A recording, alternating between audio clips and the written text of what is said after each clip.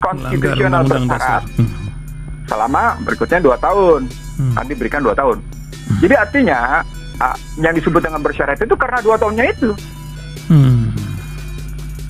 Jadi andai kata selama 2 tahun tidak terjadi perubahan apa-apa, dia inkonstitusional permanen, bertentangan secara konstitusi, secara permanen. Itu pengertiannya. Ditambah lagi dengan istilah ya ketentuan-ketentuan strategis dan berdampak luas yang tidak berlaku gitu. Ketentuan-ketentuan pelaksananya. Nah, belajar dari pengalaman saya di Mahkamah.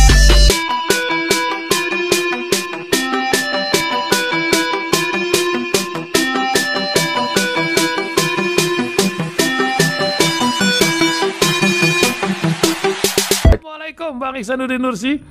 Waalaikumsalam warahmatullahi wabarakatuh. Sehat Bang, itu yang penting. Insyaallah. Insyaallah, itu dah. Sudah ditiangkung pagi ini atau bagaimana? Masih olahraga kah? Masih olahraga, tapi lintingkungnya belum. Oh belum, lintingkungnya belum. Masya Allah, ini luar biasa ini Bang ya. Kalau nanti kisah, kita bahas tadi lah, baru berita tuh saya baca barusan ya. Apa nih antara anak perusahaan Angkasa Pura Aviasi dan PT Angkasa Pura II, 49% dilepas sahamnya ke mana? Ke India, GMR Airport. Dia bilang tidak dijual ini, tapi ada duit di situ triliunan rupiah, 25 tahun. Sebenarnya bagaimana sih Bang kisah ini dan apa tujuannya ini atau di balik ini? Silakan Bang. Bismillahirrahmanirrahim. Dalam strategi pembentukan holding acap kali yang dijual memang pasti anak perusahaannya. Jadi misalnya pada Angkasa Pura pasti yang dijual adalah anak perusahaan. Jadi itu tidak memerlukan izin siapa-siapa. Oh, regulasinya nggak perlu. Kalau induknya mereka DPR semua memerlukan izin DPR. Mesti pengetahuan DPR. Tapi kalau dengan mekanisme begitu tidak dibutuhkan persetujuan siapapun kecuali pemegang saham. Makanya kan ada confuse itu. Confuse istilah confuse kerjasama dengan penjualan saham. Kerjasama tidak ada penjualan saham. Kerjasama cuma Anda duduk bareng sama kami, lalu kami mempercayakan Anda memanage, lalu kemudian kita sama-sama mengelola gitu. Tapi ketika Anda melepas saham, berarti ada yang dijual kan? 85,6 triliun. Iya, nah begitu dijual 85,6 triliun tadi bermakna sebagai bentuk saham, maka pengambilan keputusan juga beda. Jadi saham itu kan punya 4 makna. Dia ikut dalam pengelolaan, itu yang pertama. Yang kedua dia ikut pengambilan keputusan, dia ikut menentukan kebijakan strategis bagaimana strategi pelayanan, dan akhirnya dia menentukan laporan keuangan, laporan buku mesti bagaimana. Di situ ada hak atas keuntungan dan juga ada hak tentunya atas, ada kewajiban atas kerugian. Nah karena jumlahnya 49%, itu signifikan, hampir sama besarnya. Walaupun biasanya 1% itu veto, 1-2% itu biasanya disebut sebagai saham merah putih kalau di Indosat. Tapi kan di Indosat juga walaupun saham merah putih juga nggak berarti banyak gitu. Nah itu yang harus dilihat kalau penjualan saham pada anak perusahaan. Nah sejak saya menjadi pembicara di Kementerian Negara BUMN ketika pembentukan holding company di berbagai struktur perusahaan BUMN, saya punya 2 sikap memang. Sikap yang pertama sesuai dengan kajian saya waktu saya di DPR dulu, bahwa holding itu diciptakan dalam rangka penetrasi pasar. Apa artinya? Artinya dia yang menyangkut commercial goods. Dia tidak boleh menyangkut public goods. Dalam bahasa yang sederhana, BUMN yang kita jual, yang kita bentuk holdingnya adalah BUMN yang statusnya bersaing dengan swasta. Ini kan airport karena bersaing dalam konstruksi penetrasi pasar. Airport ini public good ya. Tesisnya adalah semakin besar sebuah perusahaan dengan kekuatan aset teknologi dan berbagai faktor produksi yang besar, maka semakin besar kemampuannya melakukan penetrasi pasar. Artinya semakin luas dia menentukan pasar. Itu yang sesungguhnya teori kapitalis. Bahwa raja itu konsumen itu bukan raja. Konsumen itu adalah produsen. Itu teori kapitalis. Seperti sekarang soal vaksin, soal PCR, soal antigen, itu kan malah membuktikan banget bahwa konsumen itu bukan raja. Raja itu adalah produsen. Itu tesis pertama pada pembentukan holding. Holding kedua, tesis kedua, memang dalam rangka mempermudah anak-anak perusahaan untuk melakukan manuver. Sehingga si induk tidak terlampau itu, tapi si anak yang melakukan manuver. Itu yang disebut dengan istilahnya dalam rangka membangun kecepatan gerak perusahaan, karena betul-betul menerapkan prinsip persaingan. Nah, ini speed, stamina, dan akurasi. Jadi kecepatan, daya tahan, dan keakuratan fokus pada pasar. Itu tesis holding. Tesis holding itu begitu, pembentukan holding. Tesis kedua dari berantakannya itu adalah ini dalam rangka mudah dijual. Kejadian. Kejadian. Jadi makanya saya bilang saya punya dua sikap. Mana yang benar dimanfaatin? Kalau memang pemerintahnya punya etikat baik, sesungguhnya yang harus ditetapkan adalah mana yang merupakan public goods, mana yang merupakan commercial goods, mana yang merupakan kuasi. Nah kan sementara ini tidak ada penjelasan itu. Apakah aviasi, pelayanan aviasi, pelayanan kebandaraan udara gitu ya, itu public goods atau commercial goods gitu, kan harus dijelasin. Iya dong. Apa itu kuasi gitu, harus dijelasin dulu. Nah itu langka, tidak ada aturannya, kosong. Melanggar undang-undang dasar. Disitulah dimanfaatkan oleh pemerintah habis-habisan. Jadi pemerintah memanfaatkan dua. Satu, ketiadaan aturan tentang penempatan mana public goods, mana commercial goods, mana kuasi. Walaupun aturan induknya ada. Apa itu? Cabang-cabang produksi yang penting dikuasai oleh negara. Undang-undang dasar. Nah, itu kan pasal 33. Tapi turunannya nggak ada. Apa itu cabang-cabang produksi yang penting? Nggak ada. Nggak ada penetapan. Bahkan yang ada adalah sekarang daftar positif investasi. Kalau dulu namanya daftar negatif investasi, DNI. Sekarang namanya daftar positif investasi. Karena memang berhubungan dengan keinginan menghadirkan investor di Indonesia. Pokoknya gelar karpet merah deh, Masya Allah, buat investor gitu. Nah itulah undang-undang Cipta Kerja kemarin. Lalu yang kedua dari cerita ketiadaan peraturan itu, di sana terbuka bahwa yang namanya kita kurang profesional, sehingga kita memerlukan orang lain profesional gitu. Atau ada argumen-argumen yang melemahkan diri sendiri, bukan argumen yang memperkuat diri sendiri gitu. Orang lain lebih ahli dari kita, orang lain lebih terampil dari kita gitu. Nah, dari sana akan muncul tesis memang yang namanya teori persaingan sempurna itu basisnya adalah soal skill knowledge attitude gitu. Nah kalau skill knowledge attitude-nya berpihak pada Undang-Undang Dasar 45, mestinya nggak ada nih cerita-cerita kayak gini. Apakah ini berhubungan dengan statement Menteri Keuangan yang baru-baru ini bahwa tahun depan kita tidak banyak hutang karena entah ini akan mengobral atau biaya non hutang tahun depan bakal andalkan biaya. Apakah ngobral seperti ini aset-aset DKI pemerintah punya yang akan dijual untuk bangun kota baru dan lain-lain atau tol atau apa? Ini kan menjadi negara tersandra oleh oligarki gitu. Apa yang Bang Ihsanuddin Nursi lihat? Tepatnya tersandra oleh kebijakannya sendiri. Oh, gitu. Apa itu utang? Kan dia bikin utang ya, dia tersandra oleh utang yang dibuat. Jadi kalau bahasa sederhananya dia tersandra oleh kebijakan yang dia buatnya sendiri. Apa itu ya utang? Kan saya bilang utang itu 5I.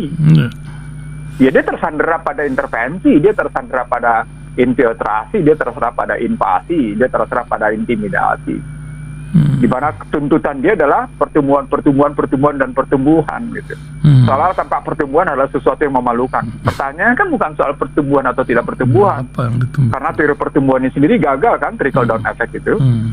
Nah, Pertanyaannya adalah sampai seberapa jauh dia melakukan pembiayaan pada APBN yang tidak berbasis utang itu, mengatasi ketertindasan, kebodohan, kemiskinan, ketimpangan, dan kehinaan.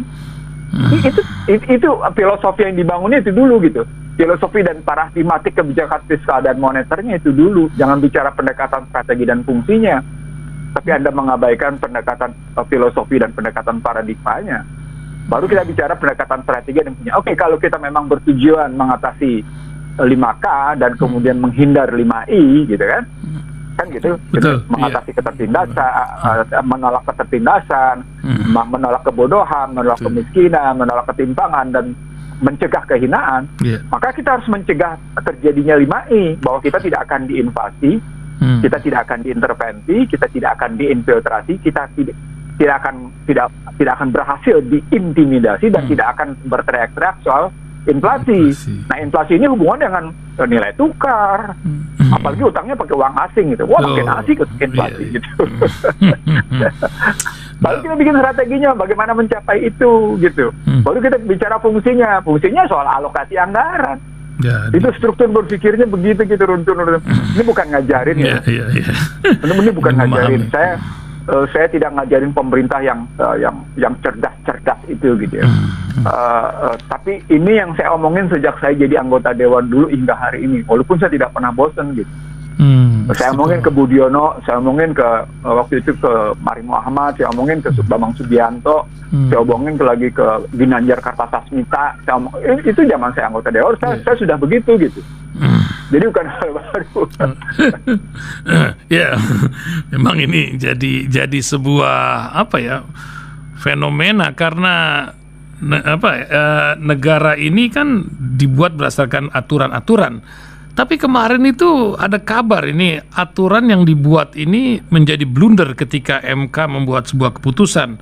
Bahkan Fadli John pun hari-hari ini menerima kepret dari Majelis Kehormatan Urusan Etika ketika Ciptaker diketuk palu MK, tapi ini macam ambigu ya. Bagaimana Bang ngelihatnya ini? Apakah undang-undang Ciptaker ini betul-betul menjadi undang-undang cilaka atau gimana lihatnya? Silakan Bang. Kalau analisisnya ansih melulu pada undang-undang Cipta Kerja, maka orang sebenarnya terjebak. Karena undang-undang Cipta Kerja itu cuma aplikasi lebih lanjut dari sistem yang sudah dibangun sebelumnya. Sistem yang dibangun sebelumnya itu paling tidak ada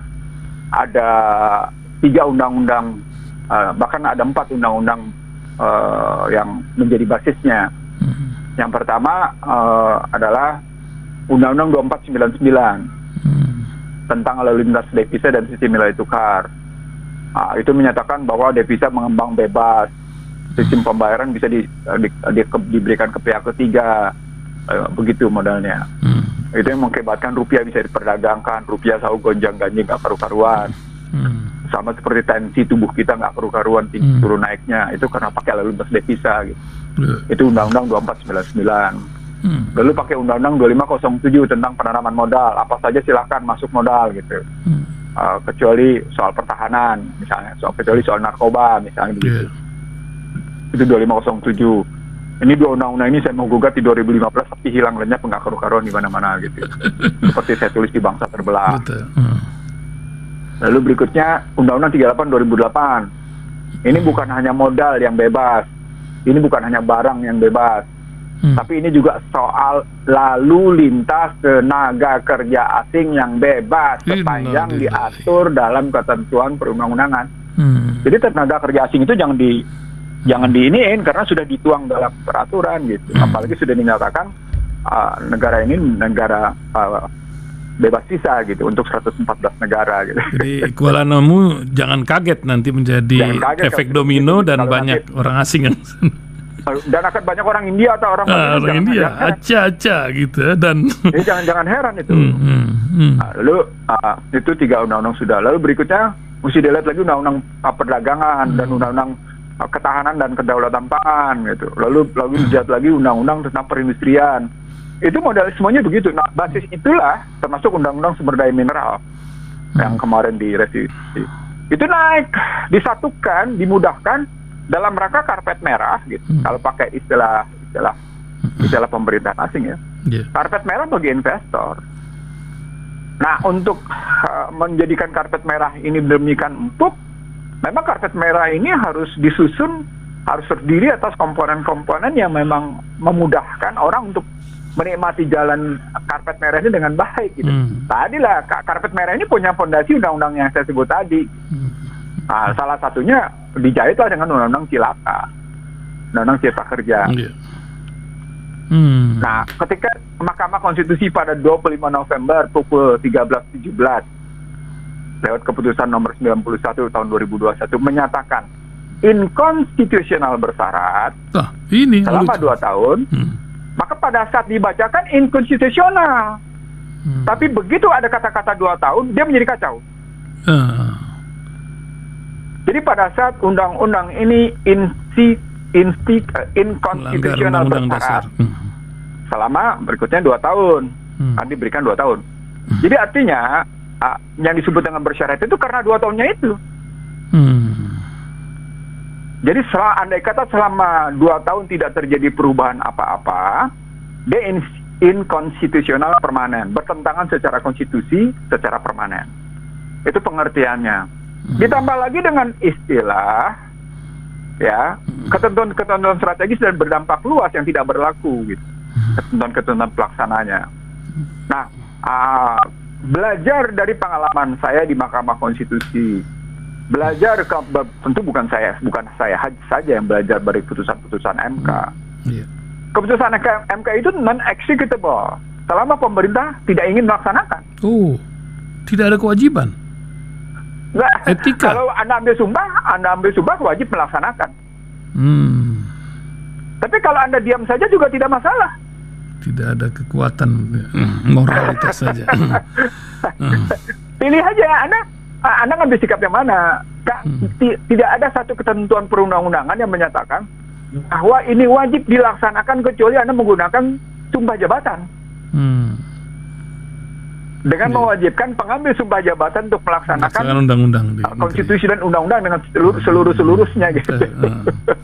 Tapi kan ada 2 mananya, menjalankan konstitusi dan undang-undang dengan seluruh-seluruhnya.